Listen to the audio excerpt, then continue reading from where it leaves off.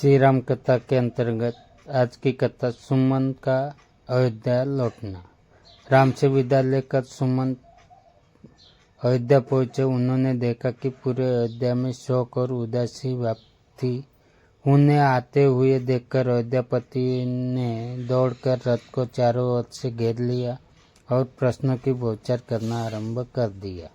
राम, लक्ष्मण, सीता कहाँ है? तुम उन्हें कहाँ छोड़ाए? अपने साथ वापस क्यों नहीं लाए? चाहकर भी सुमंत उन्हें धैर्य नहीं बंधा पा रहे थे। उनका कंठ अवरुद्ध हो गया था। उनके नेत्रों से अश्रुधारा प्रवाहित होने लगी। प्रयास करके स्वयं को नियंत्रित किया और लड़खड़ाती वाणी में कहा। गंगा पार के बाद वे पैदल ही आगे चले गए और उन्होंने आदेश पूर्वक रथ को लौटा दिया। सुमंत के मर्मवेदी वचन सुनकर नगरवासी बिलक बिलक कर विलाप करने लगे। देखते देखते सारा बाजार और सभी दुकानें बंद हो गई। लोगों ने छोटी छोटी टोलियां बना ली और शोकाकुल होकर राम के विषय में चर्चा करने लगे। कोई कहता, राम के बिना अयोध्या सुनी हो गई है, हमें भी यह नगर छोड़कर अन्यत्र चले जाना चाहिए। कोई कहता, राम हमारे पिता की भांति स्नेह करते थे, उनके चले जाने से हम लोग अनाथ हो गए हैं।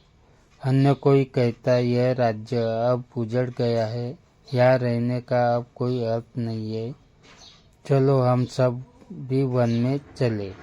कोई महाराज दशरथ की निंदा करता तो कोई रानी कैकेयी को दुर्वचन कहता। सुमंत राजप्रसाद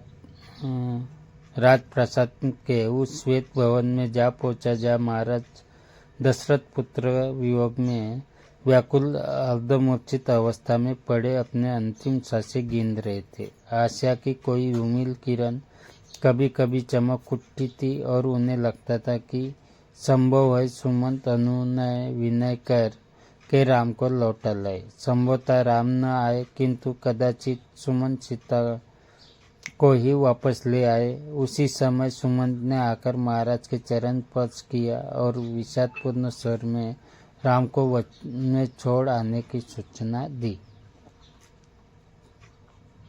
सुनते ही व्यथित महाराज मूर्छित हो गए। संपूर्ण महल में हाहाकार मच गया। महाराज को झकझोरते हुए कौशल्या ने कहा, हे आर्यपुत्र, आप चुप कैसे हो गए? बात क्यों नहीं करते? अब तो कैकेयी से की हुई आपकी प्रतिज्ञा पूरी हो चुकी है, फिर आप दुखी क्यों हो?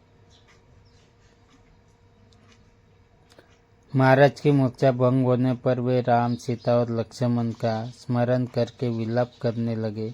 उन्हें धैर्य बंधाते हुए सुमंत ने हाथ जोड़कर कहा, कृपा निधान, राम ने आपको प्रणाम करके कहा है कि हम सब सुकुशल है। माता कौशल्या के लिए संदेश दिया है कि वे महाराज की हृदय से सेवा करें और कैकेयी के प्रति हृदय में किसी प्रकार का कलुष न रखे।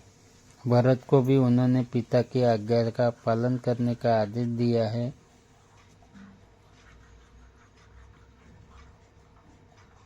महाराज दशरथ ने गहरी सांस छोड़ते हुए कहा, सुमंत, होने को कौन टाल सकता है? इस आयु में मेरे प्रिय पुत्र मुझसे अलग हो गए।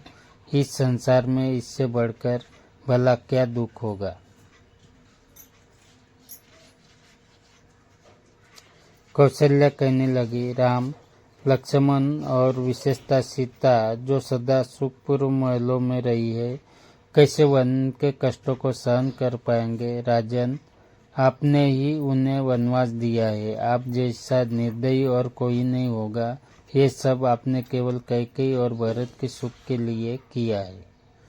कौशल्या के इन कठोर वचनों को सुनकर महाराज का हृदय विदीर्ण हो गया। नेत्रों में अश्रु भरकर वे बोले, कौशल्य, तुम तो मुझे इस तरह मत धिक्कारो, मैं तुम्हारे हाथ जोड़ता हूँ।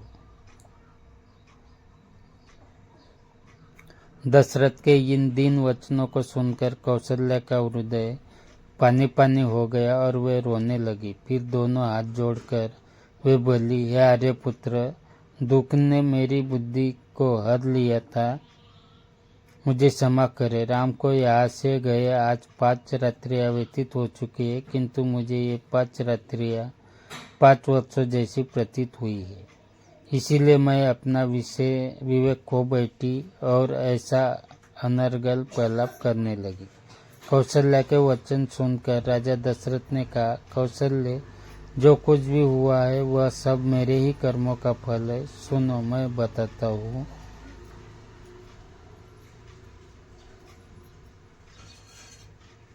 और वह आगे की कहानी सुना।